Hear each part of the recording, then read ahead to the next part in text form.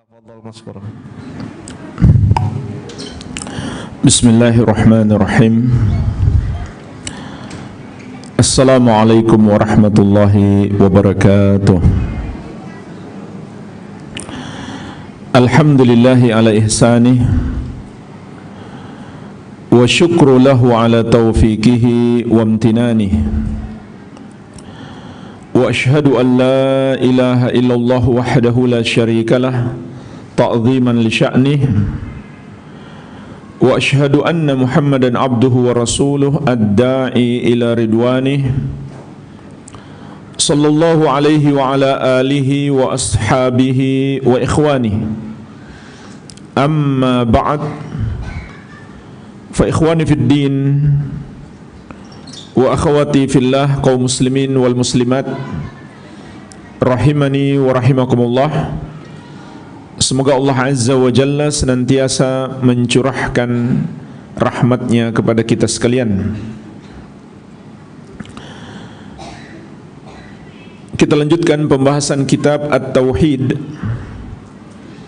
masih di bab yang pertama, kitab Tauhid yang disusun oleh Syekhul Islam Al-Mujahidul Mujaddid Al-Imamul Allamah Al-Syekh Muhammad At-Tamimi rahimahullahu ta'ala rahmatan wasi'ah. Bab yang pertama adalah bab yang membahas tentang kewajiban mentauhidkan Allah subhanahu wa ta'ala dan kedudukannya yang sangat agung. Memasuki dalil yang ketiga, penulis rahimahullahu ta'ala menyebutkan, wa qada rabbuka alla ta'budu illa iyyahu wa bil walidaini ihsanan. Dan Rabbmu telah menetapkan kamu tidak boleh beribadah kecuali kepadanya, dan hendaklah kamu berbuat baik kepada kedua orang tuamu. Al-Ayah, surat Al-Isra, ayat 23 sampai ke 24. Jemaah sekalian, inilah dalil yang ketiga dalam kitab Tauhid, bab yang pertama. Pelajaran pertama yang bisa kita petik dari ayat yang mulia ini adalah kewajiban mentauhidkan Allah subhanahu wa ta'ala. Karena ini adalah ketetapan Allah. Wa qada rabbuk, dan Rabbmu telah menetapkan, alla ta'budu illa iyyahu, kamu tidak boleh beribadah kecuali kepadanya. Menyembah hanya kepada Allah yang satu saja, dan menjauhi serta mengingkari peribadahan kepada selain Allah. Inilah yang Allah tetapkan di dalam ayat ini. Dan di sini Allah juga mengingatkan kita dengan namanya Rabb, dan dia adalah Rabb kita. Maka para ulama mengatakan di dalamnya terkandung pelajaran bahwa apabila Allah subhanahu wa ta'ala telah menetapkan, maka hamba tidak memiliki pilihan lain kecuali tunduk dan patuh. Kenapa? Karena yang menetapkannya adalah Rabb. Siapa itu Rabb? Yang mencipta, yang menguasai dan mengatur seluruh makhluk. Seluruh makhluk berada di bawah kekuasaannya, seluruh makhluk membutuhkannya. Oleh karena itu, sepantasnya bagi makhluk, apabila dia menetapkan sesuatu, mereka tunduk dan patuh. Tidak boleh ada pilihan lain bagi mereka. Dan inilah sifat orang-orang yang beriman. Allah sebutkan di surat An-Nur ayat ke-51. Innama kana qaulal mu'minina idza du'u ila Allahi wa rasulih liyahkuma bainahum ay yaqulu sami'na wa ata'na. Hanyalah ucapan orang-orang yang beriman apabila mereka dipanggil untuk taat kepada Allah dan Rasulnya, agar Rasul menghukumi di antara mereka, maka mereka mengatakan sami'na wa ata'na, kami dengar dan kami taat. Bukan kami dengar dan kami pikir-pikir dulu, bukan kami dengar dan kami lihat situasi dan kondisi dulu.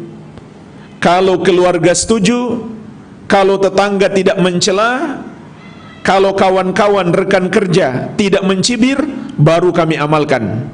Kalau tidak, maka tidak kami amalkan.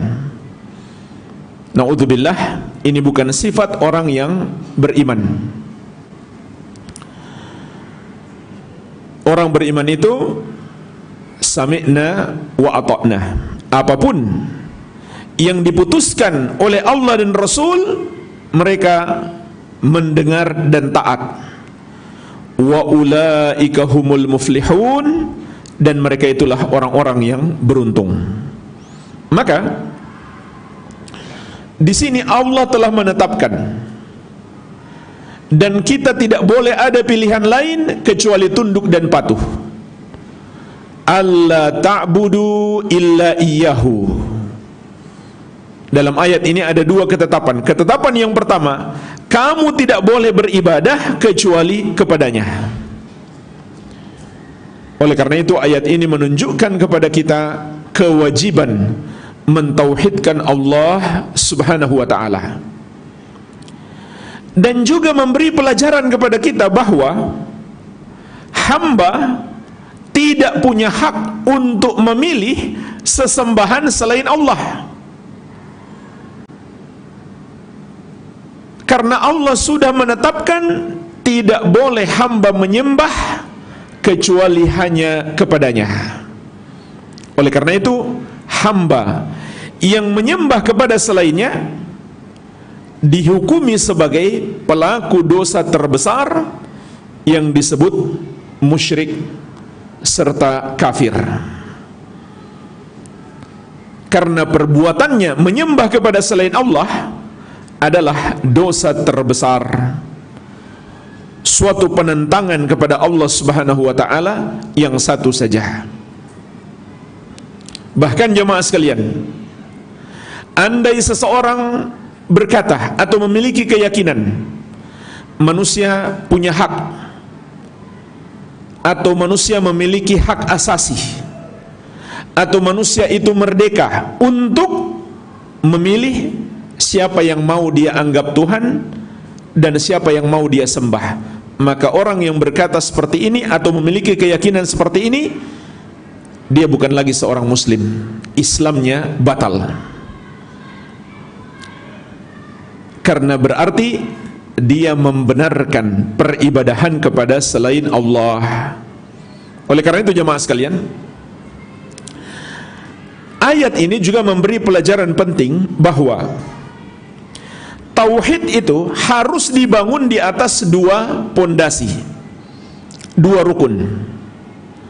Susunan ayat ini sama persis dengan susunan la ilaha illallah. Dalam kalimat la ilaha illallah terkandung padanya dua rukun tauhid. Rukun yang pertama adalah an-nafyu, yang terkandung di dalam la ilaha, sama dengan ayat ini, alla ta'budu, kamu tidak boleh beribadah kepada siapapun atau apapun selain Allah. Maka ini adalah penafikan, pengingkaran terhadap semua yang disembah selain Allah Subhanahu wa ta'ala. Rukun yang kedua adalah al-itsbat, yang terkandung di dalam illallah sama dengan ayat ini, illa iyyahu, kecuali hanya kepadanya, yaitu hanya dia yang berhak disembah. Maka ini adalah penetapan keimanan kita bahwa yang berhak disembah hanya Allah yang satu saja.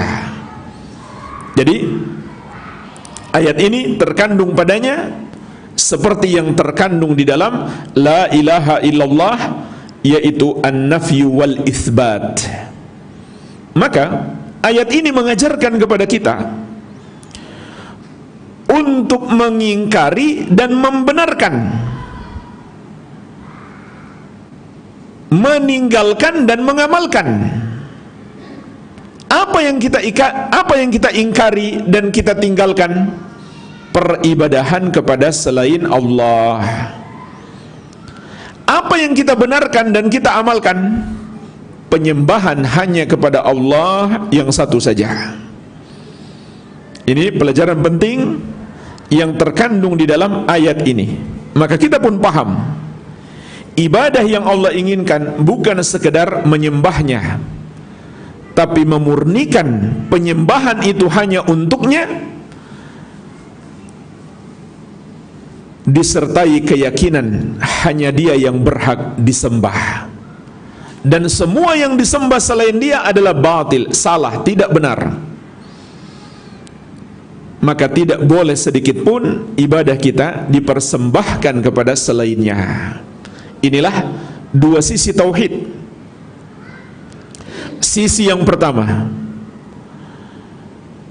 menyalahkan dan meninggalkan. Sisi yang kedua, membenarkan dan mengamalkan. Siapa yang tidak mengamalkan salah satu dari dua sisi tauhid ini, maka dia terjerumus di dalam dosa syirik. Seperti orang yang membenarkan atau tidak menyalahkan atau tidak meninggalkan peribadahan kepada selain Allah, maka dia telah terjerumus dalam dosa syirik.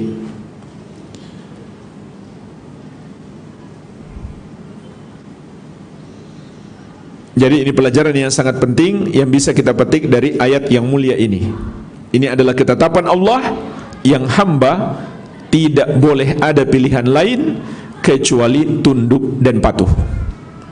Oleh karenanya jemaah sekalian, hamba yang tidak mau tunduk dan patuh terhadap ketentuan Allah disebut hamba yang sombong. Sebagaimana sabda Nabi sallallahu alaihi wasallam, al-kibru batrul haq wa ghamtun nas. Sombong itu adalah menolak kebenaran dan menganggap remeh orang lain. Apa itu kebenaran? Ajaran Allah dan Rasulnya. Dan tauhid adalah sebesar-besarnya ajaran Allah dan Rasulnya. Dan ayat ini juga memberi pelajaran kepada kita, tauhid adalah kewajiban yang terbesar. Karena ketika Allah menyebutkan dua kewajiban, yaitu mentauhidkannya dan berbakti kepada kedua orang tua, Allah sebutkan nomor satu adalah kewajiban mentauhidkan Allah, menunjukkan ini yang paling besar. Sebagaimana juga akan kita sebutkan pada ayat berikutnya, menunjukkan tauhid adalah kewajiban kita yang paling besar, sampai Allah tetapkan sebagai tujuan hidup kita. Begitu pula Allah tetapkan sebagai misi utama diutusnya seluruh nabi dan rasul alaihi wassalatu wassalam, sebagaimana telah kita bahas di pertemuan sebelumnya. Maka inilah kewajiban kita yang paling besar, mentauhidkan Allah dan menjauhi dosa syirik. Kemudian ketetapan Allah yang kedua dalam ayat ini adalah wabil walidaini ihsanan, dan hendaklah kamu berbuat baik kepada kedua orang tuamu. Maka ayat ini memberi pelajaran kepada kita besarnya hak kedua orang tua, dan besar pula pahala berbakti kepada kedua orang tua. Kenapa? Karena disebutkan setelah hak Allah Subhanahu wa ta'ala. Jadi dapat kita pahami besarnya hak kedua orang tua karena disebutkan setelah hak Allah Subhanahu wa ta'ala. Meskipun di sini ada dua pengecualian. Jadi ayat ini menunjukkan kepada kita hak makhluk yang paling besar adalah hak orang tua kita. Tapi di sini ada dua pengecualian. Pengecualian yang pertama adalah Rasulullah sallallahu alaihi wasallam. Tentu hak beliau lebih besar daripada hak orang tua kita. Tapi kenapa setelah hak Allah langsung disebutkan hak kedua orang tua, tidak disebutkan hak Rasulullah sallallahu alaihi wasallam? Kata para ulama, karena hak Rasulullah sallallahu alaihi wasallam sudah terkandung pada hak Allah. Hak Allah itu kan diibadahi. Maka kita tidak akan mungkin bisa beribadah kepada Allah tanpa mengikuti ajaran Rasulullah sallallahu alaihi wa ala alihi wasallam. Inilah hak beliau, diteladani, ditaati, dan tidaklah Allah disembah kecuali dengan mengikuti ajaran beliau. Sebagaimana dalam cinta, kita harus lebih mencintai Nabi Muhammad SAW melebihi orang tua kita. Dalam hadis riwayat Abu Bukhari dan Muslim dari Anas bin Malik radhiyallahu anhu, Rasulullah SAW bersabda, "La yu'minu ahadukum hatta akuna ahabba ilaihi min walidihi wa waladihi wan nasi ajma'in." Tidaklah sempurna iman seorang dari kalian sampai aku lebih dia cintai daripada orang tuanya, anaknya, dan seluruh manusia. Ini pengecualian yang pertama. Pengecualian yang kedua, seorang anak wanita apabila dia sudah menikah, maka hak suaminya menjadi lebih besar. Karena banyak dalil yang menunjukkan hal tersebut. Di antaranya Rasulullah sallallahu alaihi wasallam bersabda, "Lau kuntu amiran ahadan an yasjuda li ahadin la amartul mar'ata an tasjuda li zawjiha." Andai boleh aku perintahkan seseorang sujud kepada yang lainnya, maka aku akan perintahkan seorang istri sujud kepada suami. Namun ini tidak dibolehkan. Sebab sujud itu hanya untuk Allah. Rasulullah sallallahu alaihi wasallam hanya membuat pengandaian saja untuk menunjukkan besarnya hak suami atas istri dan melebihi kedua orang tuanya. Tapi jamaah sekalian, ini bukan untuk dipertentangkan. Meskipun anak wanita itu sudah menikah, hak orang tuanya tidak hilang, cuma menjadi lebih di bawah daripada hak suaminya. Bukan berarti hak orang tuanya hilang, tidak. Dia tetap harus menjadi anak yang berbakti kepada kedua orang tuanya, sebagaimana dia juga berbakti kepada suaminya. Bahkan suaminya tidak berhak melarang istrinya untuk berbakti kepada orang tuanya selama dia tidak menyia-nyiakan hak suaminya. Jadi ayat yang mulia ini menunjukkan kepada kita agungnya hak kedua orang tua dan besarnya pahala berbakti kepada kedua orang tua. Kalau begitu sebaliknya, ayat ini juga memberi pelajaran kepada kita besarnya dosa durhaka pada kedua orang tua. Sebab hak orang tua sangat besar. Maka tatkala anak berbuat buruk kepada orang tuanya, dia mendapatkan dosa yang sangat besar. Oleh karena itu jamaah sekalian, juga banyak di dalam dalil syar'i setelah disebutkan dosa yang paling besar yaitu dosa syirik, disusul dengan dosa durhaka pada kedua orang tua, menunjukkan besarnya perbuatan dosa durhaka pada kedua orang tua. Di antaranya di catatan kaki dalam syarah yang saya pegang ada hadis yang diriwayatkan Al-Bukhari dan Muslim dari sahabat yang mulia Abu Bakrah radhiyallahu anhu. Rasulullah sallallahu alaihi wasallam bersabda, ala unabbiukum bi akbaril kabair. Maukah kamu aku kabarkan dosa yang paling besar? Salasan. Beliau bertanya 3 kali. Qalu bala ya Rasulullah. Para sahabat pun menjawab, tentu ya Rasulullah. Qala al-isyraku billah wa uququl walidain. Maka Nabi SAW bersabda, dosa yang paling besar itu adalah mempersekutukan Allah dan durhaka pada kedua orang tua. Wa jalasa wa kana muttaki'an faqal. Beliau pun duduk, yang sebelumnya beliau bersandar, lalu beliau bersabda, ala wa qauluz zur. Ketahuilah juga dosa terbesar adalah ucapan palsu, ucapan dusta. Dalam riwayat yang lain, wa syahadatuz zur, dan persaksian palsu. Qala famazala yukarriruha hatta qulna laitahu sakat. Kata Abu Bakrah, Nabi SAW terus mengulang-ulang ucapannya tersebut sampai kami pun berkata, semoga beliau diam. Maksudnya sahabat merasa kasihan melihat Rasulullah SAW. Baik, jadi hadis ini menyebutkan setelah dosa terbesar mempersekutukan Allah, disusul dengan durhaka pada kedua orang tua, menunjukkan kepada kita betapa besarnya durhaka pada kedua orang tua. Bahkan jamaah sekalian,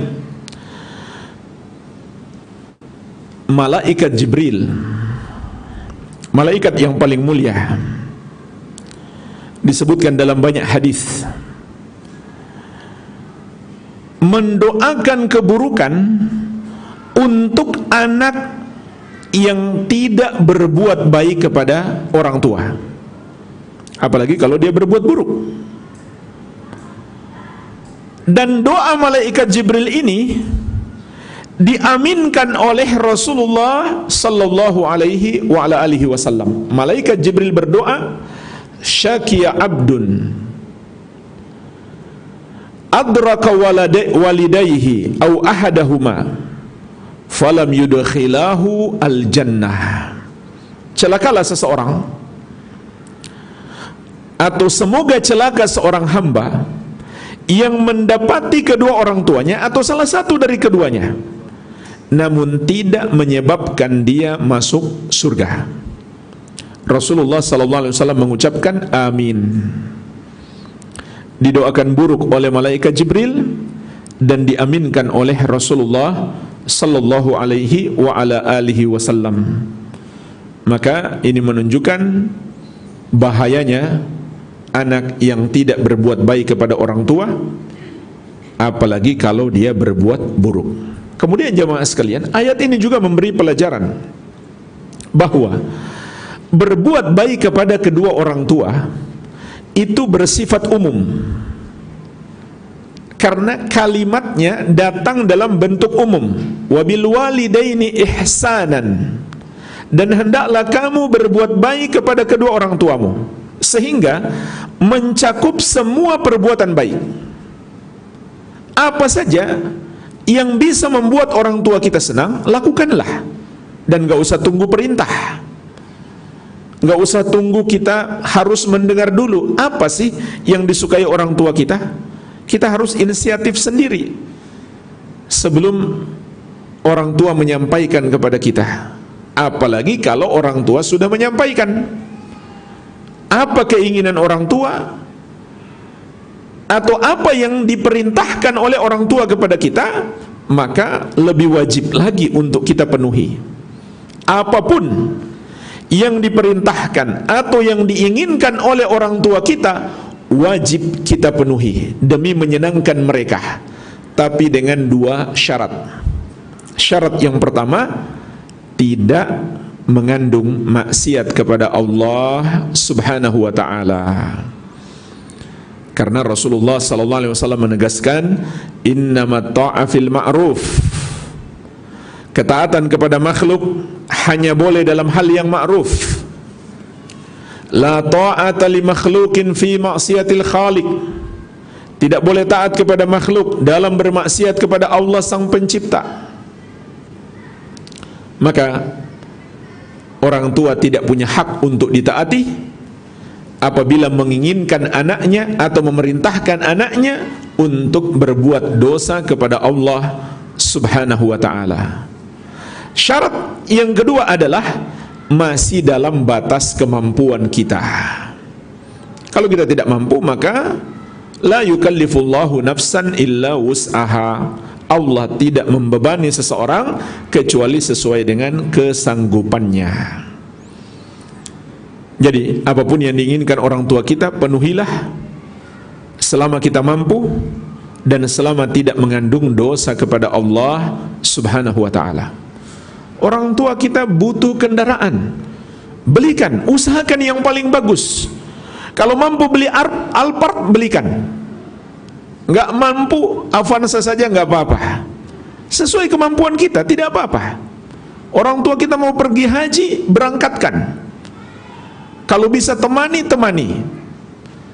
Itu lebih bagus lagi. Dan seterusnya jemaah sekalian, sebanyak, semewah, setinggi apapun yang diinginkan orang tua kita, kalau kita mampu, maka lakukanlah. Bahkan hendaklah kita selalu dahulukan orang tua kita daripada kita. Biar saja kita pakai mobil yang biasa-biasa saja, asal orang tua kita pakai mobil yang lebih bagus. Kalau kita ingin mendapatkan pahala yang melimpah. Jadi selama kita mampu, lakukan yang terbaik untuk orang tua kita.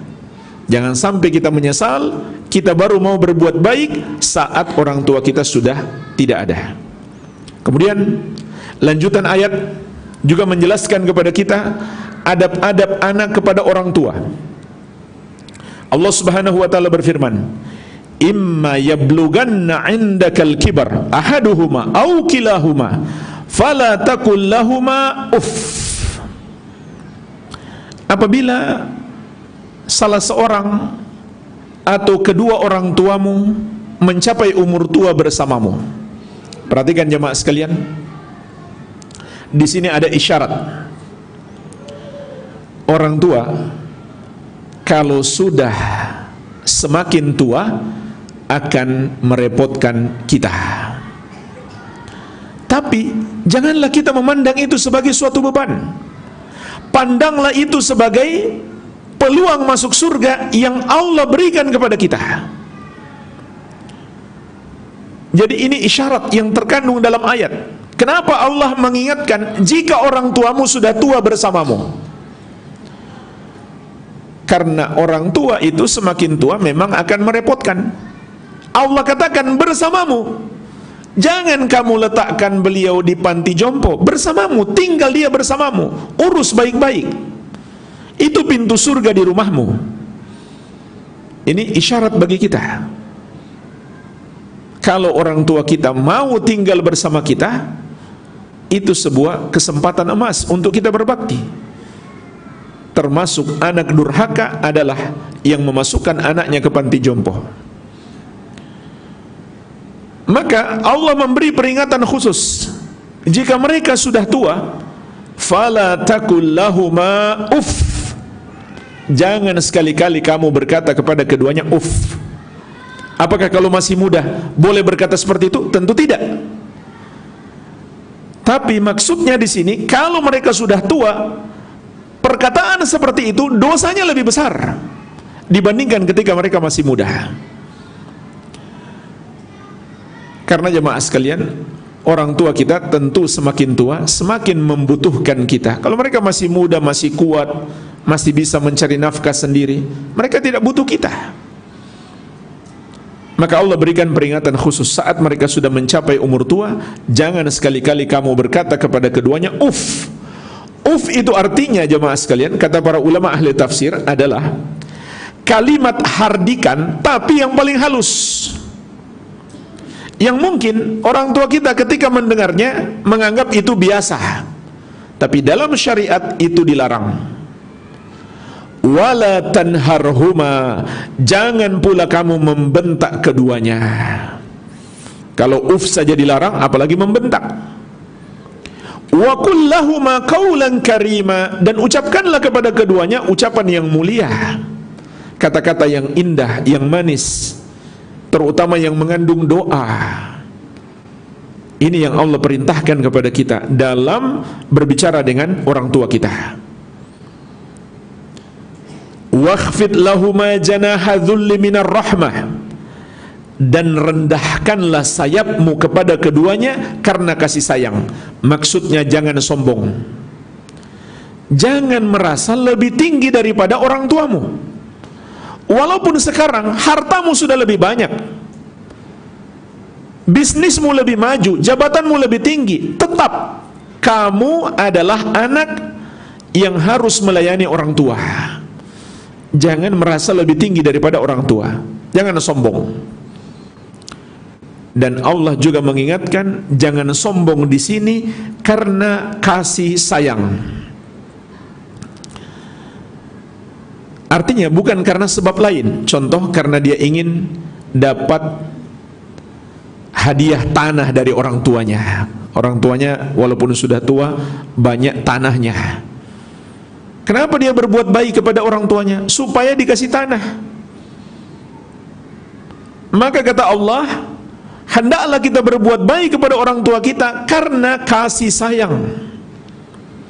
Dan sebesar apa kasih sayang kita kepada orang tua kita, sebesar itu pula kasih sayang Allah kepada kita. Sebagaimana dalam hadis yang diriwayatkan Abu Daud dari sahabat yang mulia Abdullah bin Amr bin Al-As radhiyallahu taala anhuma, Rasulullah sallallahu alaihi wasallam bersabda, Ar-rahimun yarhamuhumur rahman, irhamu man fil ardi yarhamkum man fis sama. Orang-orang yang penyayang disayangi oleh Allah yang maha penyayang. Sayangilah makhluk yang di bumi, niscaya Allah yang di langit akan menyayangimu. Man la yarham la yurham. Rasulullah sallallahu alaihi wasallam juga bersabda, barang siapa tidak menyayangi, dia tidak akan disayangi, yaitu oleh Allah subhanahu wa ta'ala.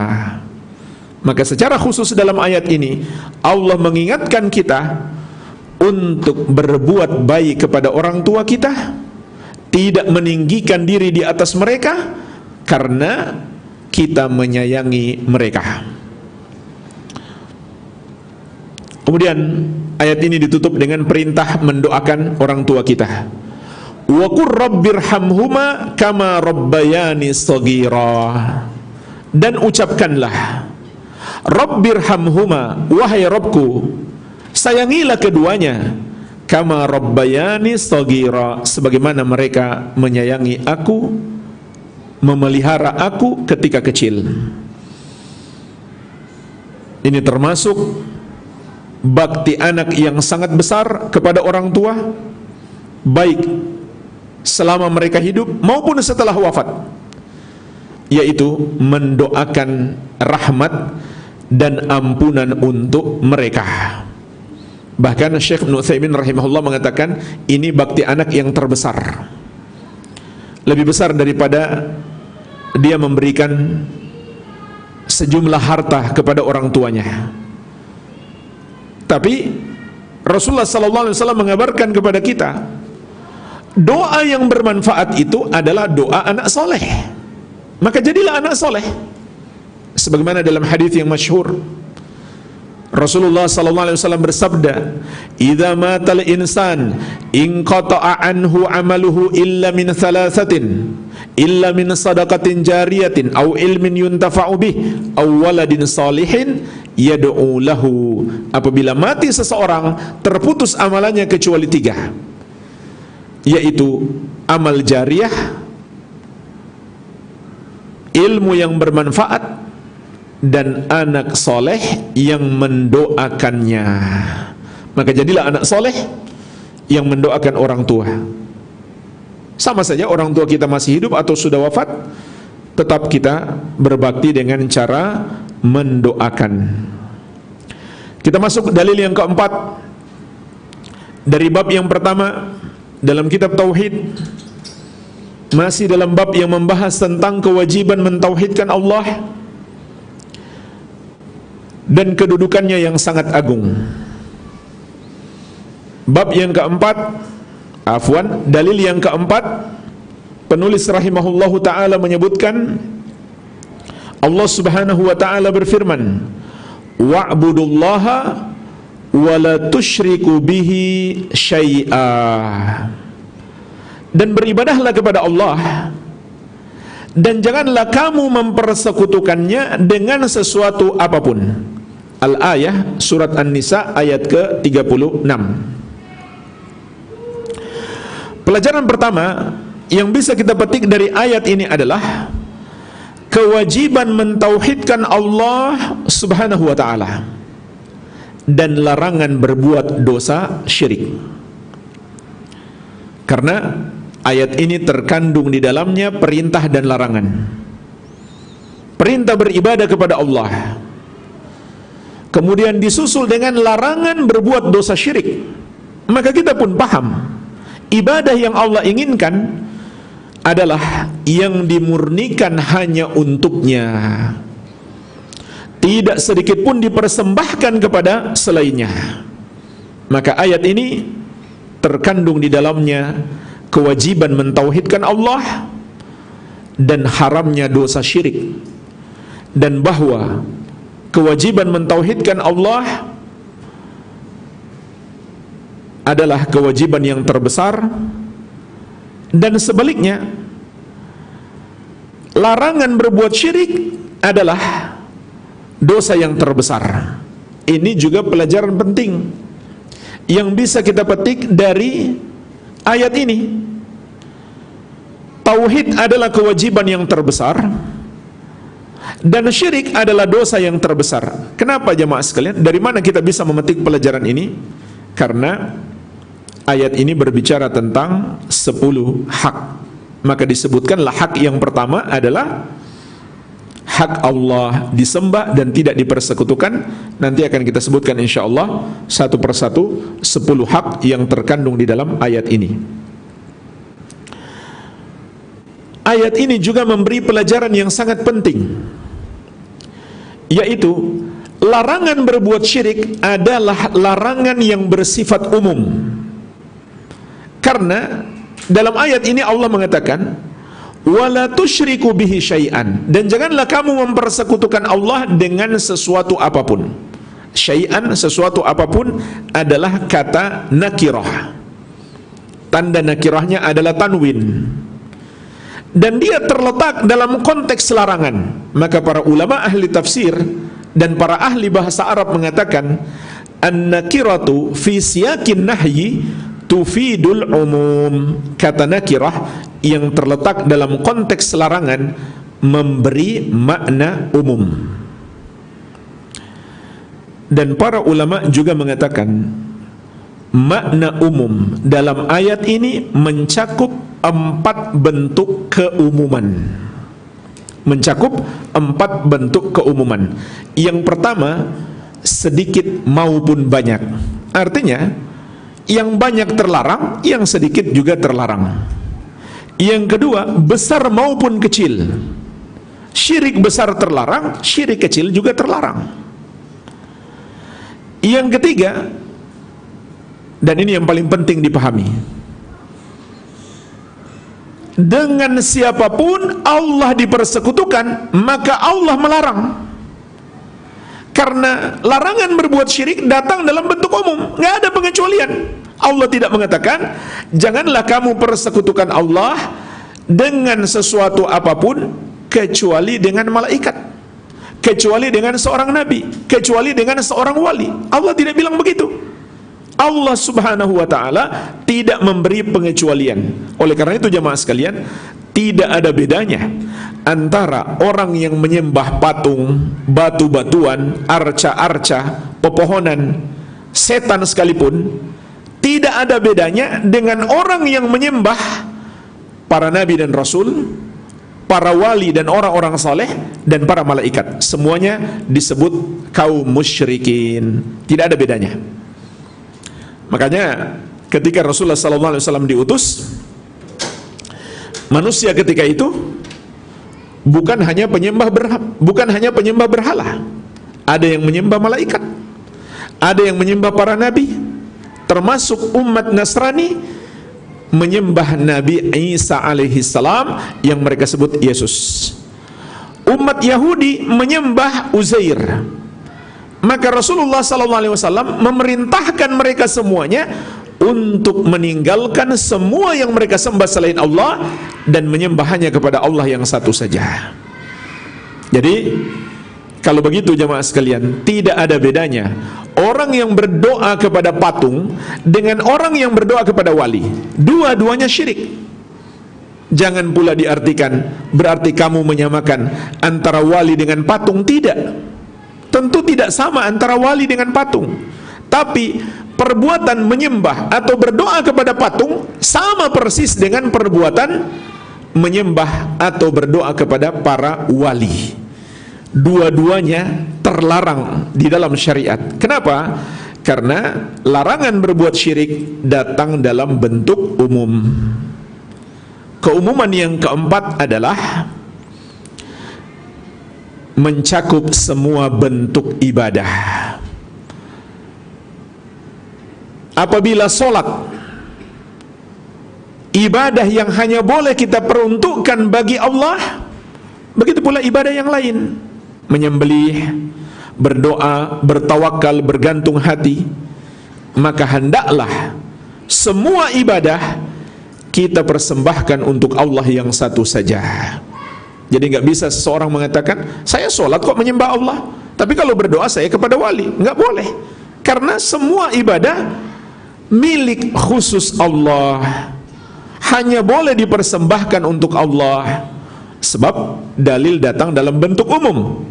Larangan mempersembahkan ibadah kepada selain Allah, tidak memberi pengecualian ibadah yang lain atau ibadah tertentu boleh dipersembahkan kepada selain Allah. Tidak ada pengecualian itu. Inilah 4 cakupan makna keumuman larangan berbuat syirik yang terkandung di dalam ayat yang mulia ini. Pelajaran yang sangat penting yang bisa kita petik dari ayat ini juga adalah ibadah tidak sah dari orang yang berbuat dosa syirik. Karena dalam ayat ini setelah perintah ibadah disusul dengan larangan syirik, menunjukkan bahwa syarat diterimanya ibadah adalah meninggalkan kesyirikan. Apabila seseorang beribadah kepada Allah tapi dia masih juga berbuat dosa syirik, maka ibadahnya tertolak. Bahkan ibadah yang dulu pernah dia kerjakan saat dia belum berbuat dosa syirik, dia sudah kerjakan misalkan selama 30 tahun lamanya dia sholat, puasa, zakat, haji. Setelah itu dia berbuat dosa syirik, maka semua amal ibadahnya terhapus. Sebagaimana Allah ingatkan juga dalam banyak ayat, di antaranya dalam surat Al-An'am ayat 88. Walau asyraku lahabita anhum ma kanu ya'malun.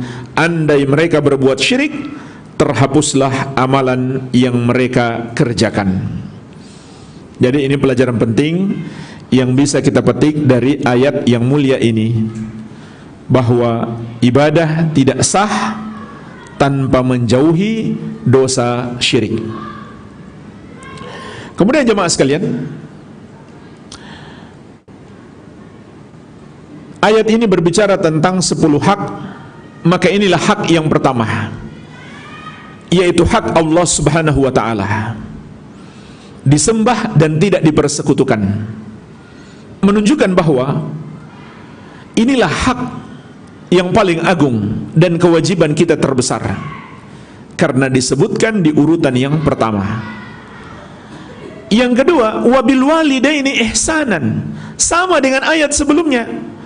Dan hendaklah kamu berbuat baik kepada kedua orang tuamu. Menunjukkan kepada kita agungnya hak kedua orang tua dan besarnya pahala berbakti kepada kedua orang tua, dan besarnya dosa durhaka kepada kedua orang tua. Karena hak orang tua disebutkan setelah hak Allah Subhanahu wa ta'ala. Namun ayat ini juga memberi pelajaran, apabila orang tua menyuruh kita untuk bermaksiat kepada Allah, apalagi berbuat dosa syirik, tidak boleh kita taati. Kenapa? Karena hak Allah lebih besar. Jadi jangan sampai seseorang mau berbuat syirik atau berbuat bid'ah atau berbuat maksiat dengan alasan disuruh orang tua, kalau nggak nurut nanti jadi durhaka. Justru kalau dia nurut, dia jadi durhaka. Kenapa? Karena berarti dia akan menyebabkan orang tuanya berdosa. Iya kan? Kalau orang tua menyuruh anak berbuat maksiat, lalu anak melakukannya, maka dia akan menyebabkan orang tuanya berdosa. Itu justru durhaka. Tapi kalau dia nggak mau melakukan dan dia nasihati orang tuanya, maka dengan itu orang tuanya tidak terjerumus dosa, atau paling tidak dosanya tidak lebih besar. Karena jemaah sekalian, orang yang menyuruh orang lain untuk berbuat dosa, dia akan menanggung dosa orang yang dia suruh tersebut tanpa mengurangi dosanya. Sebagaimana sabda Nabi sallallahu alaihi wasallam, "Man da'a ila dhalalatin kana lahu minal ithmi mithlu athami man tabi'ahu la yanqusu dzalika min athamihim syai'an." Barang siapa mengajak kepada kesesatan, memerintahkan kepada keburukan, maka dia akan menanggung dosa orang-orang yang mengikutinya tanpa mengurangi dosa mereka sedikit pun. Jadi ingat, kalau kita disuruh berbuat dosa dan kita taat, justru itulah kedurhakaan. Maka tidak boleh kita taati, apalagi disuruh berbuat dosa syirik. Tapi jamaah sekalian, walaupun kita nggak boleh taat, bukan berarti kita menolak orang tua kita dengan cara yang keras. Tolaklah dengan tegas, tapi tetap sopan santun, dijaga. Kalau orang tua kita menyuruh kita berbuat dosa, tolaklah dengan tegas, tapi tetap dengan adab yang baik. Dan tetap kita dianjurkan untuk berbuat baik kepada orang tua kita. Walaupun orang tua kita kafir dan menyuruh kita untuk kafir, tetap anak disuruh berbuat baik kepada kedua orang tua. Sebagaimana dalam surat Luqman ayat ke-15. Wa in jahadaka ala an tusyrika bima laysa laka bihi ilmun fala tuti'huma. Dan apabila kedua orang tuamu memaksamu agar kamu mempersekutukan aku dengan sesuatu yang kamu tidak punya ilmu tentangnya, maka janganlah kamu taati keduanya. Nggak boleh ditaati, karena Allah lebih berhak untuk ditaati. Namun perhatikan lanjutan ayat, wasahibuhuma fid dunya ma'rufa. Kata Allah, dan pergaulilah kedua orang tuamu itu di dunia dengan cara yang baik. Hak yang ketiga, wabidil kurba. Dan hendaklah kamu berbuat baik kepada keluargamu, kerabat. Dan makin dekat kekerabatan seseorang dengan kita, makin besar pula haknya atas kita. Dan ayat ini menunjukkan jemaah sekalian, berbuat baik kepada keluarga harus lebih diutamakan daripada yang bukan keluarga. Pahalanya lebih besar. Sebagaimana berbuat zalim kepada keluarga, dosanya pun akan lebih besar daripada yang bukan keluarga.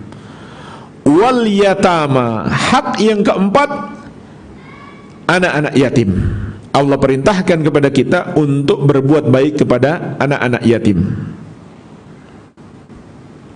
Wal masakin, hak yang kelima adalah orang-orang miskin.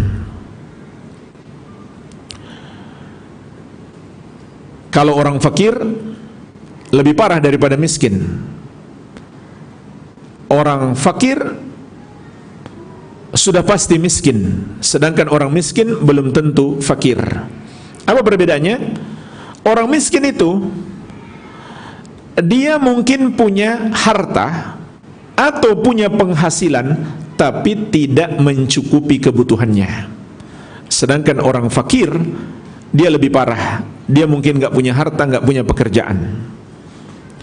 Kemudian hak yang keenam, wal jari dzil qurba, dan tetangga yang dekat. Ini perintah khusus dari Allah dalam Al-Quran untuk berbuat baik kepada tetangga kita, dan pahalanya lebih besar daripada yang bukan tetangga. Sebagaimana dosa lebih besar kalau kita berbuat buruk kepada tetangga, melebihi dosa kepada yang bukan tetangga. Yang ketujuh, wal jaril junub, tetangga yang jauh. Jadi perhatikan dulu tetangga yang dekat, kemudian yang jauh sesuai urutan rumahnya daripada kita. Jadi aneh kalau kita mengirim bantuan ke daerah yang jauh, sementara di sekitar kita ada orang yang membutuhkan bantuan, lalu kita biarkan. Wasahibi bil jambi. Yang ke 7, hendaklah kamu berbuat baik kepada teman sejawat. Teman sejawat ini bisa diartikan teman dalam perjalanan. Kalau kita dalam perjalanan, terutama perjalanan ibadah, pergi haji atau umroh, maka perhatikan, mungkin bersama kita ada orang-orang yang butuh bantuan. Mungkin dia kehabisan bekal, maka bantulah. Wabnis sabil, yang ke-9, musafir. Terutama musafir yang kehabisan bekal, hendaklah dibantu. Wa ma malakat aymanukum, hak yang ke-10 dalam ayat ini adalah apa yang kamu kuasai. Apa yang kamu kuasai bisa bermakna budak, kalau kita punya budak. Bisa pula bermakna hewan piaraan atau hewan ternak. Allah suruh kita berbuat baik kepada hewan piaraan kita atau hewan ternak kita. Kemudian ayat ini ditutup dengan innallaha la yuhibbu man kana mukhtalan fakhura. Sesungguhnya Allah tidak menyukai orang yang sombong lagi suka membanggakan diri. Sombong dan membanggakan diri juga diterjemahkan atau ditafsirkan sebagian ulama. Sombong artinya dalam ucapannya, membanggakan diri dalam perbuatannya. Maka Allah tidak mencintai mereka, menunjukkan Allah membenci mereka. Bahkan Rasulullah sallallahu alaihi wasallam memberi peringatan keras, la yadkhulul jannah man kana fi qalbihi mithqala dzarratin min kibrin. Tidak akan masuk surga orang yang di hatinya ada kesombongan walaupun sebesar dzarrah, sebesar semut yang kecil. Namun makna kesombongan, kata Nabi sallallahu alaihi wasallam, al-kibru batrul haq wa gamtun nas. Sombong itu adalah menolak kebenaran dan menganggap remeh orang lain. Inilah dua kategori kesombongan. Walhamdulillah jemaah sekalian, mungkin ini yang bisa kita bahas di kesempatan ini, dua dalil yang ketiga dan keempat dari bab yang pertama. Semoga bermanfaat. Barangkali ada pertanyaan, saya kembalikan kepada moderator.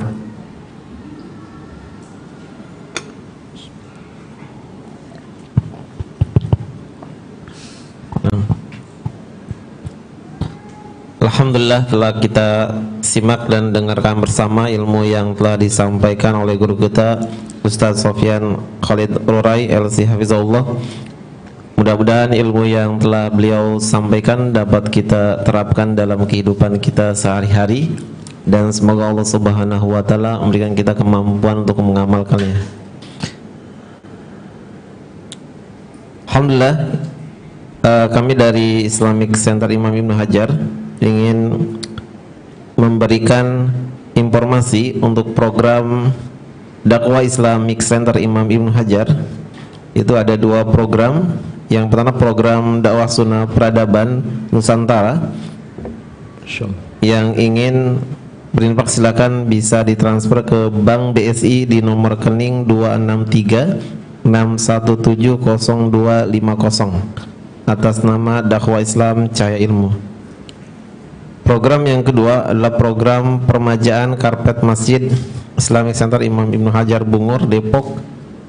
Yang ingin berinfak silakan ditransfer ke Bank BSI di nomor rekening 263 6185960 atas nama Dakwah Islam Cahaya Ilmu. Ya, kami informasikan juga kepada seluruh jamaah yang hadir mengikuti kajian pada pagi hari ini. Kami juga mengundang dan tolong diinformasikan kepada yang lain, insyaallah akan ada tablik akbar untuk umum ikhwan dan akhwat, pemateri Ustadz Amni Nur Baitz hafizallah, tema prinsip hidupku, insyaallah pada hari Sabtu tanggal 8 Rabiul Awal 1445 Hijriah atau 23 September 2023, waktu ba'da maghrib sampai dengan pukul 20.00 waktu Indonesia Barat. Salat tempat di Masjid SMA IHBS Jalan Bungur Harjamukti Cimanggis Depok. Ya, demikian informasi yang ingin kami sampaikan. Alhamdulillah ini sudah ada pertanyaan, sudah banyak pertanyaan yang masuk baik secara offline maupun online. Ya, kita akan buka pertanyaan. Pertanyaan pertama. Assalamualaikum warahmatullahi wabarakatuh, Ustaz. Waalaikumsalam warahmatullahi wabarakatuh.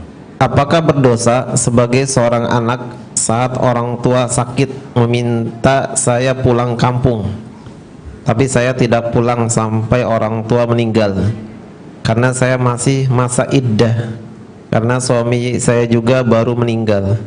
Saya ingin pulang tapi tidak ada mahramnya. Terima kasih Ustaz atas jawabannya. Barakallahu fiik.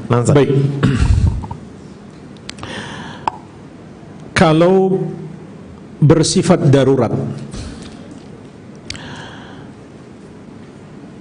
darurat itu seperti terancam bahaya besar atau bahkan kematian, dan membutuhkan kita untuk hadir, maka kaidah mengatakan ad-daruratu tubihul mahdzurat. Yang bersifat darurat itu membolehkan yang terlarang. Memang dalam masa iddah nggak boleh keluar. Begitu pula safar tidak boleh tanpa mahram. Namun kalau kondisinya darurat menjadi boleh, karena kaidah mengatakan ad-daruratu tubihul mahdzurat. Yang darurat itu membolehkan yang terlarang. Kapan menjadi darurat? Ketika tidak ada orang lain yang mengurus orang tua kita, atau hanya kita yang memungkinkan untuk memberi pengurusan yang terbaik. Karena kalau tidak diurus dengan cara yang terbaik bisa menyebabkan sakitnya bertambah parah atau bahkan kematian. Maka saat itulah menjadi darurat. Namun kalau ternyata kehadiran kita tidak terlalu dibutuhkan, maka berarti belum bersifat darurat.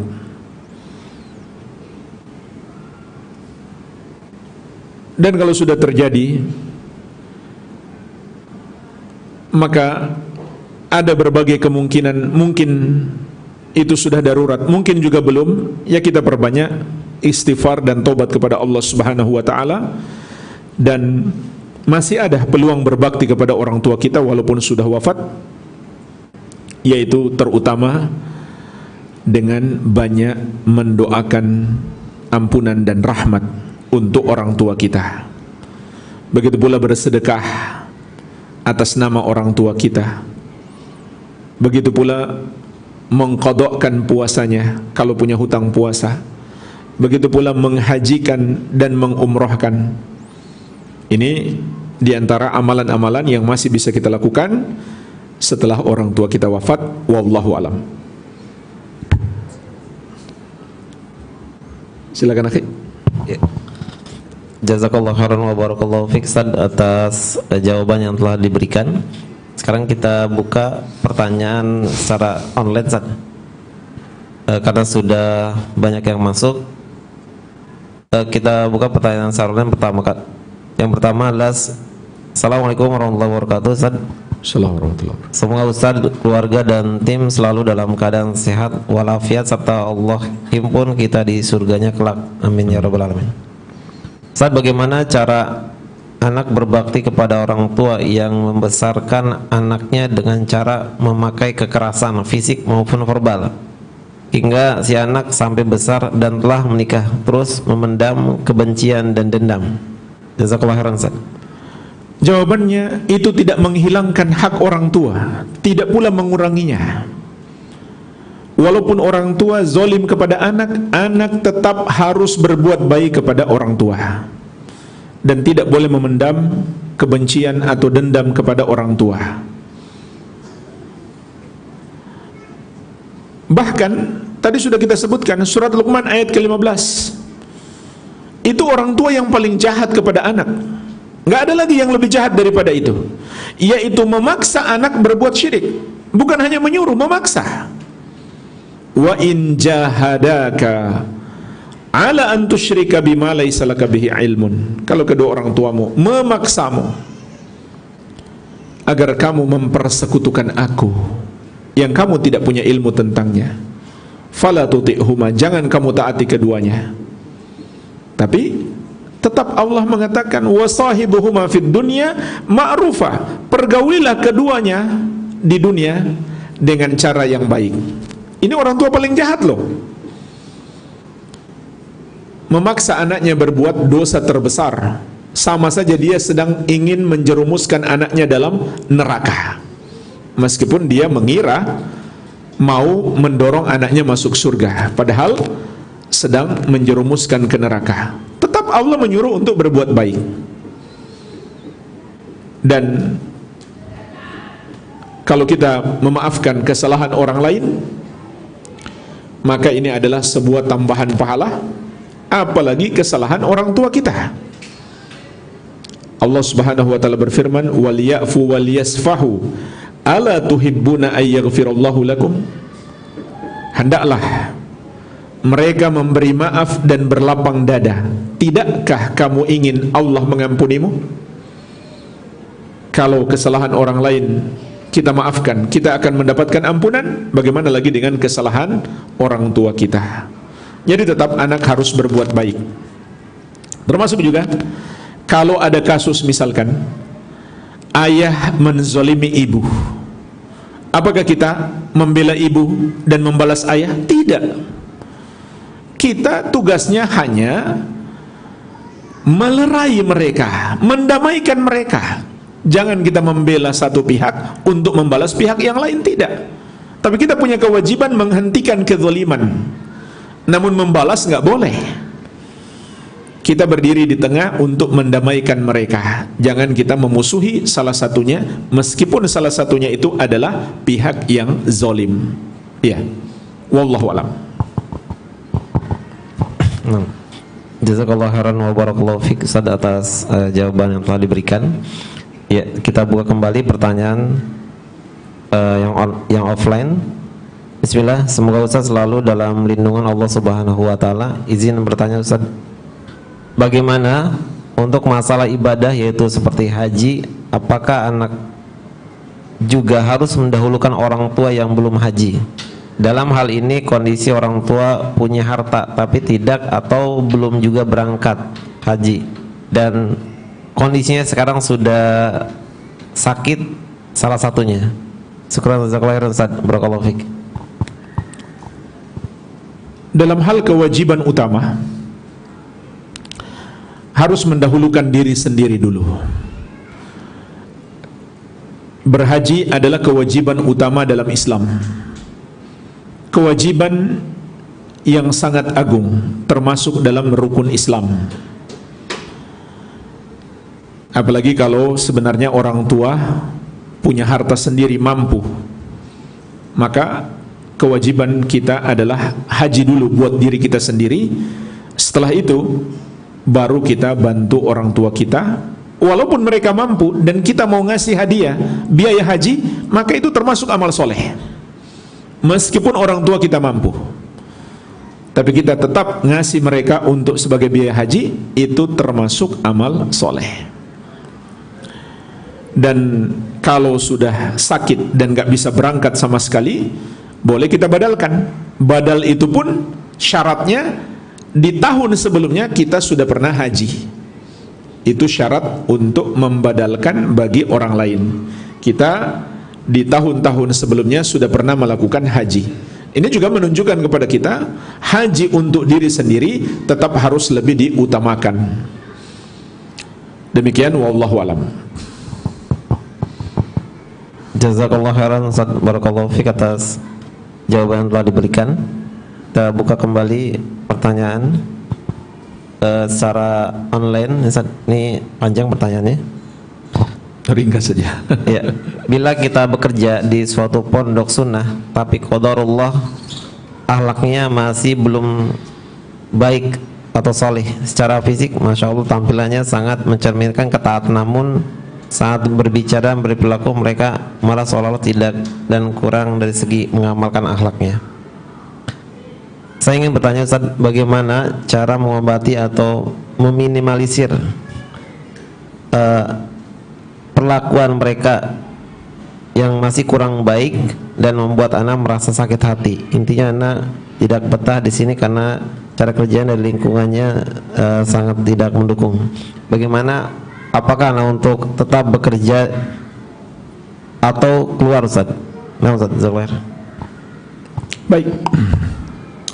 Jadi pertanyaannya, jika kita berada di satu lingkungan yang buruk, apakah kita bertahan di situ atau keluar? Jawabannya tergantung. Kalau kita sampai pada tingkat khawatir keburukan-keburukan itu mempengaruhi kita, bermudarat kepada kita, atau bahkan kita ikut-ikutan jadi berbuat buruk, maka dalam kondisi seperti itu harus kita menjauhi lingkungan seperti itu. Tapi kalau seandainya kita bisa bersabar dan mengusahakan perbaikan, maka itu yang terbaik. Itu yang terbaik. Dan ini sifatnya fardu kifayah jadinya. Orang yang melihat satu lingkungan yang buruk dan dia mampu berusaha untuk memperbaiki, ini bisa jadi fardu kifayah. Karena kalau semua orang baik keluar dari lingkungan itu, maka lingkungan itu akan semakin buruk. Jadi bahkan ini bisa sampai pada tingkat fardu kifayah. Terlebih lagi, mungkin di lingkungan buruk tersebut ada hal-hal yang bisa dimaklumi. Contoh, di satu lembaga memang kelihatannya lembaga sunnah, tapi kan yang bergabung ke situ belum tentu orang yang sudah lama ngaji semuanya. Bisa jadi ada yang baru ngaji, belum ngerti, sehingga dia butuh bimbingan. Maka kalau kita bisa berusaha membimbing, begitu pula berkomunikasi, berkonsultasi dengan ustadz pembimbing di situ, mungkin mengadakan kajian khusus terkait akhlak dan lain-lain, maka itu lebih baik.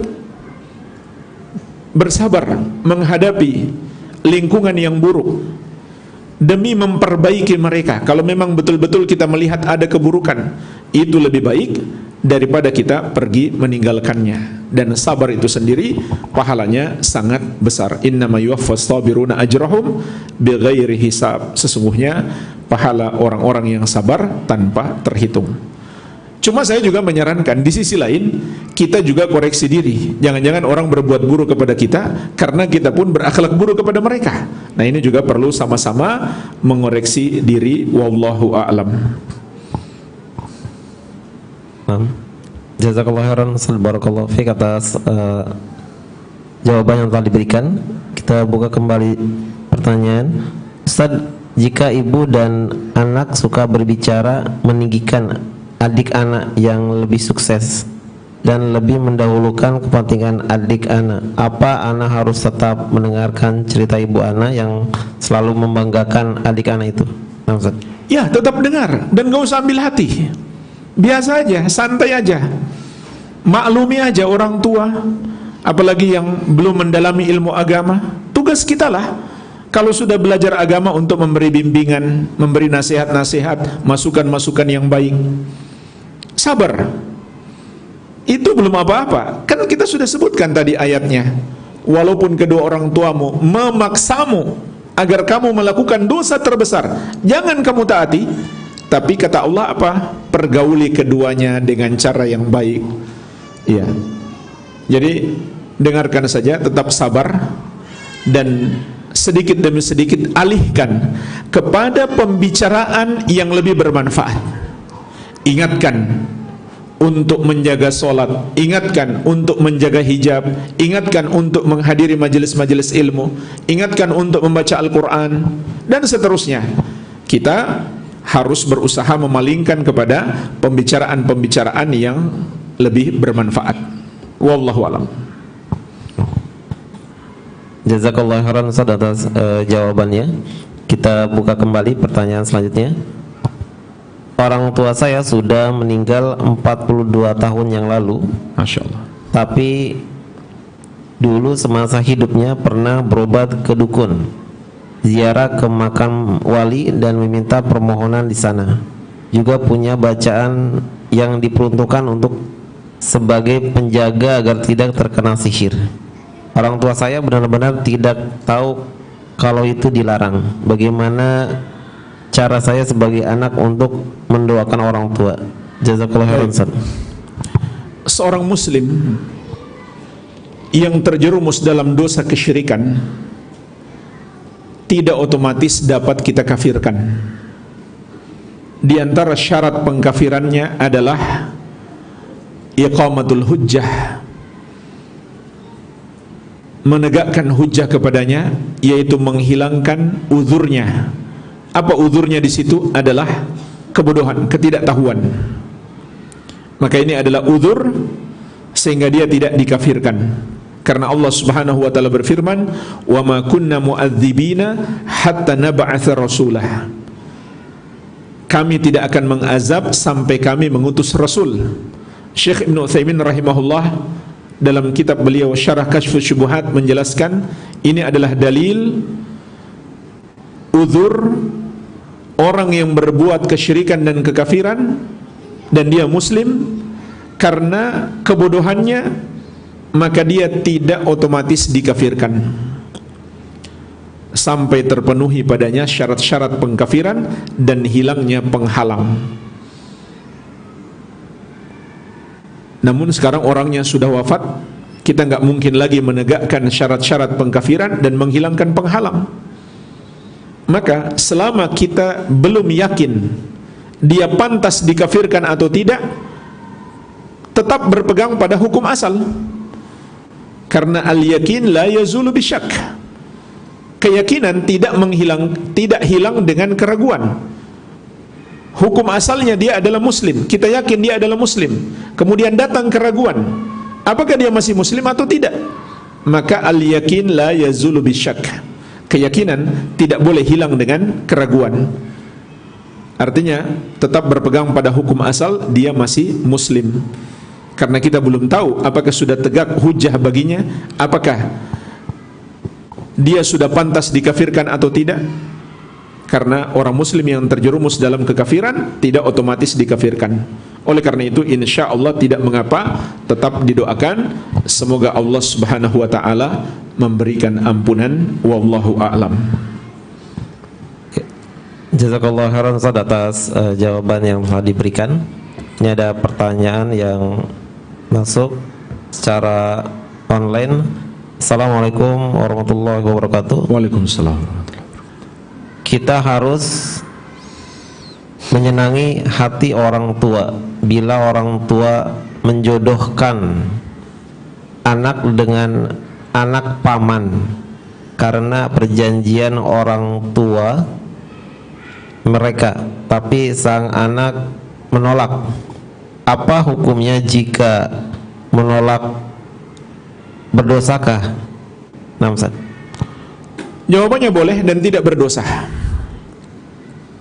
Karena ada hadisnya tentang kisah seorang wanita yang dinikahkan oleh ayahnya, kemudian dia melapor kepada Rasulullah sallallahu alaihi wasallam, maka Rasulullah sallallahu alaihi wasallam memberikan kepadanya pilihan, menolak atau menerima. Berarti menunjukkan anak wanita punya hak untuk menolak. Jadi tidak berdosa apabila anak dijodohkan oleh orang tuanya kemudian dia menolak, maka dia tidak berdosa. Dan itu bermakna sebaliknya. Apabila dia ingin menikah lalu orang tuanya melarang dan dia tetap menikah, maka dia tidak berdosa. Kenapa? Karena dia menikah memenuhi perintah Allah untuk menikah. Kalau orang tuanya melarang, orang tuanya tidak punya hak ditaati dalam hal ini. Ya. Kecuali orang tuanya memiliki alasan syar'i yang lebih kuat.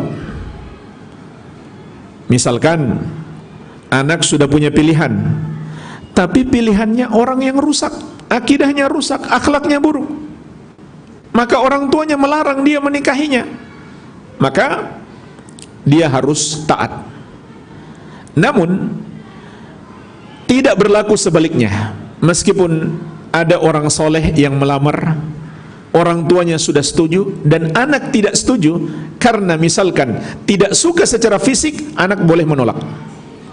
Anak boleh menolak. Jadi ini tidak termasuk dalam bentuk kedurhakaan kepada orang tua. Dan orang tua tidak punya hak untuk memaksa anak menikah, hanya boleh memberi saran. Akan tetapi jika anak mau menikahi laki-laki yang buruk, maka orang tua punya hak untuk melarang dan wajib anak untuk menaati. Karena dalam hal ini orang tuanya yang sesuai syariat. Wallahu a'lam.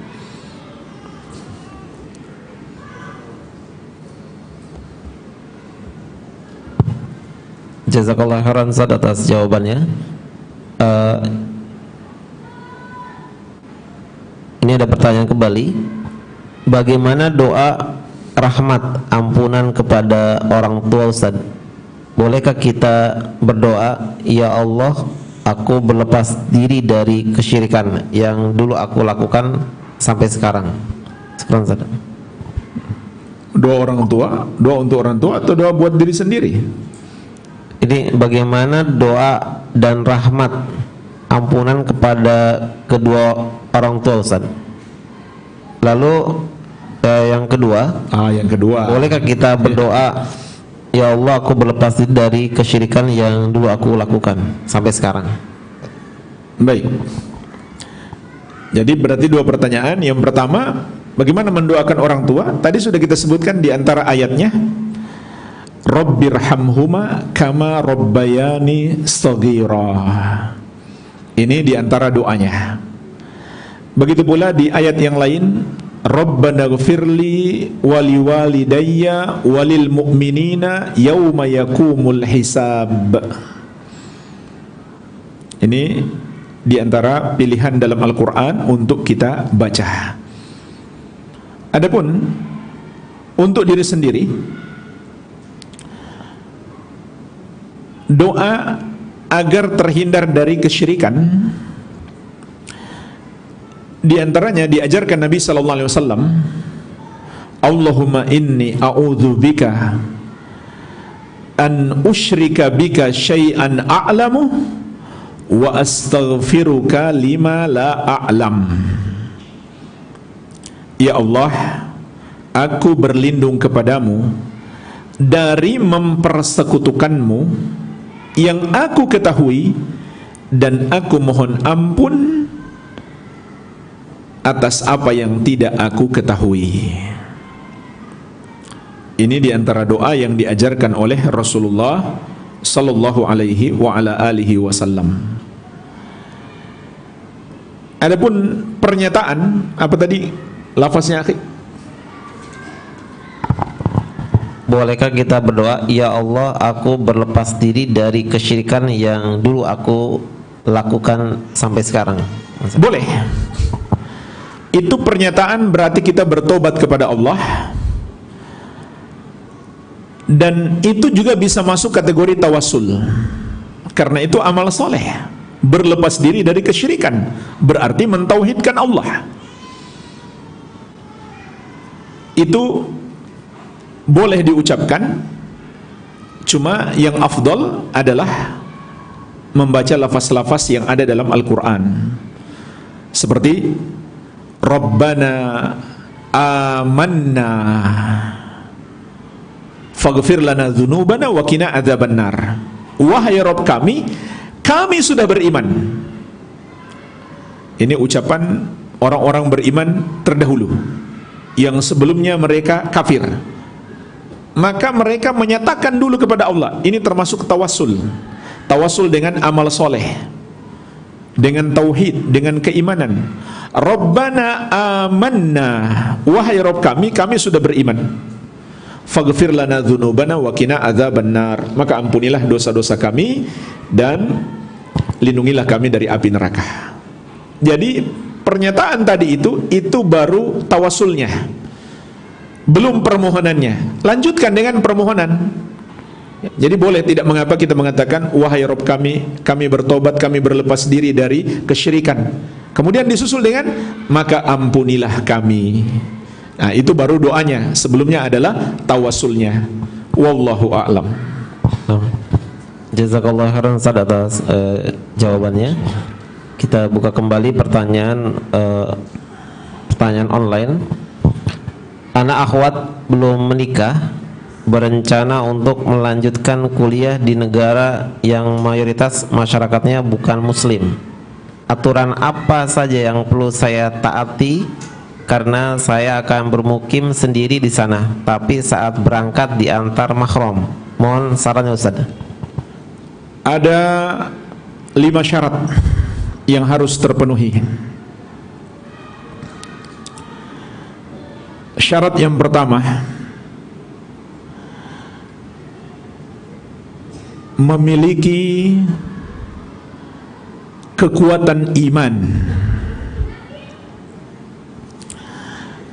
yang dengannya kita bisa membentengi diri dari godaan-godaan syahwat.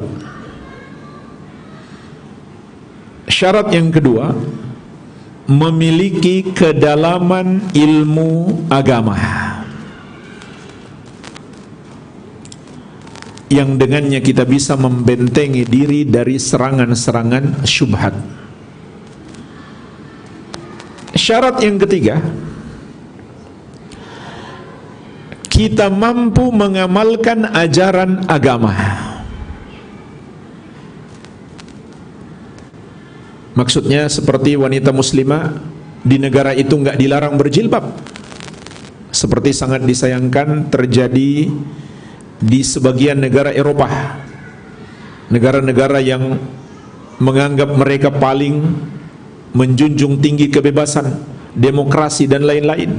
Ternyata mereka tidak menghormati syariat umat Islam, ajaran agama Islam.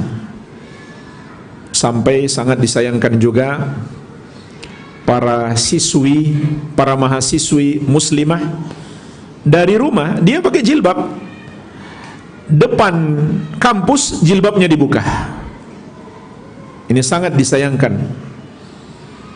Maka tidak boleh kita ke negeri itu kalau ada aturan seperti itu. Dan itu bukan uzur untuk kita meninggalkan syariat. Sehingga di akhir hayat orang yang melakukan dosa dengan alasan dia nggak sanggup mengamalkan kewajiban syariat karena ditekan oleh orang-orang kafir, maka malaikat akan berkata kepadanya, alam takun ardullahi wasi'ah fatuhajiru fiha, bukankah bumi Allah itu luas, kamu bisa berhijrah. Ngapain ke sana? Pergi ke negara muslim. Kemudian syarat yang keempat, memiliki maslahat, yang maslahatnya apabila ditinggalkan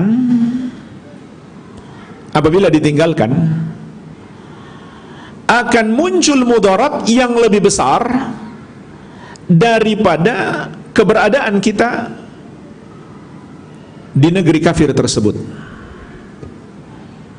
Contoh mungkin ilmu yang sangat dibutuhkan oleh kaum muslimin, yang kalau ilmu itu tidak ada, kaum muslimin akan tertimpa mudarat.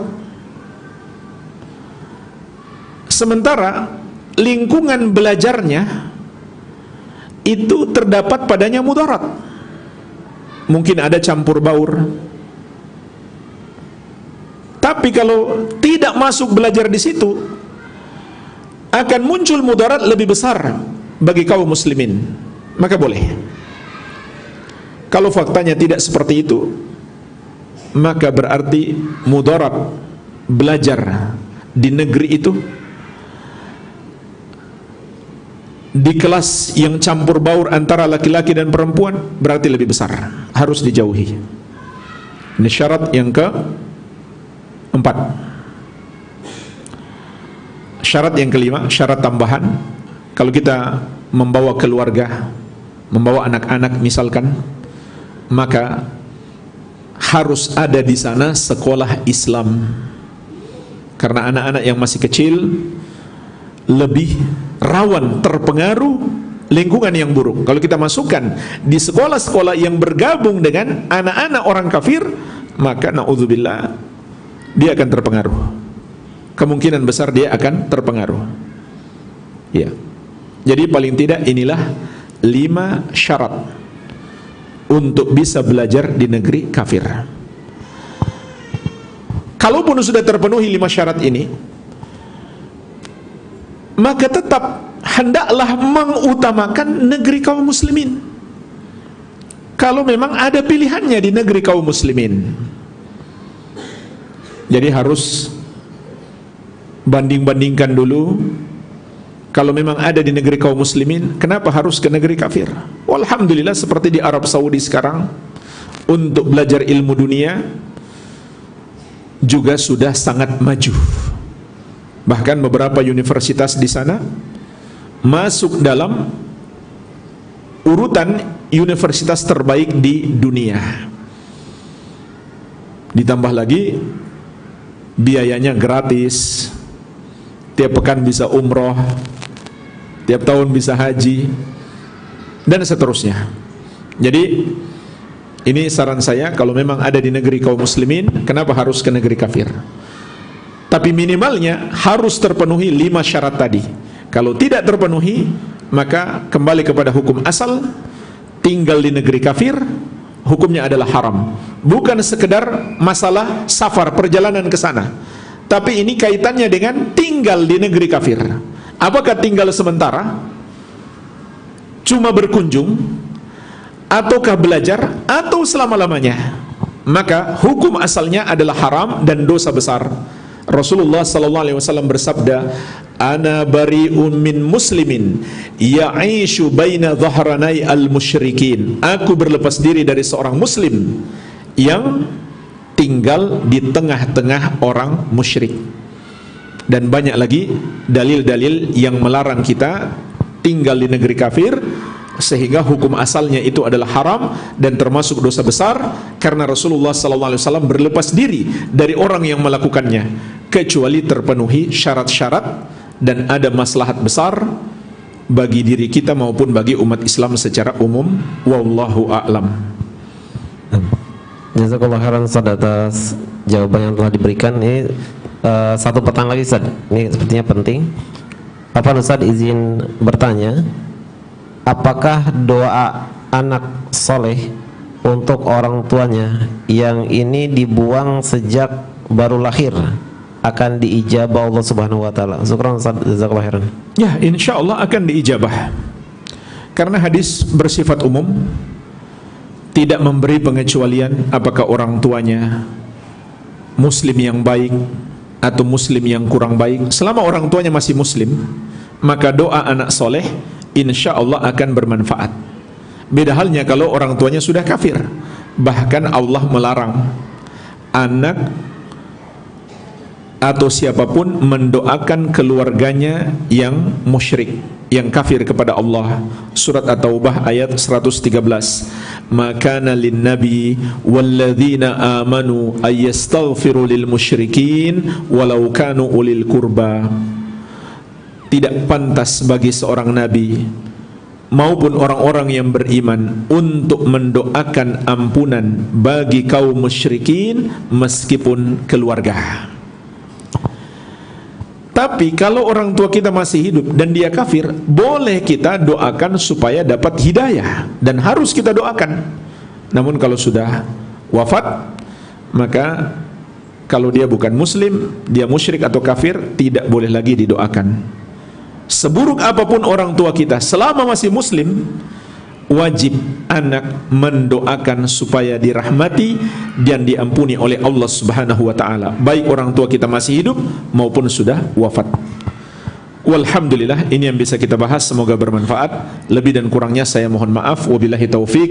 Subhanakallahumma wa bihamdika asyhadu an la ilaha illa anta astaghfiruka wa atubu ilaik. Wa sallallahu ala nabiyyina Muhammadin wa alihi wasallam. Walhamdulillahi rabbil alamin. Wassalamualaikum warahmatullahi wabarakatuh. Assalamualaikum.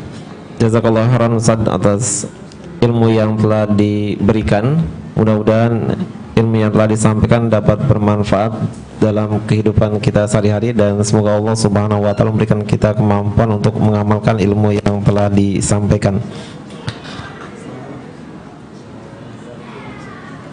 Jazakallahu khairan. Assalamualaikum warahmatullahi wabarakatuh.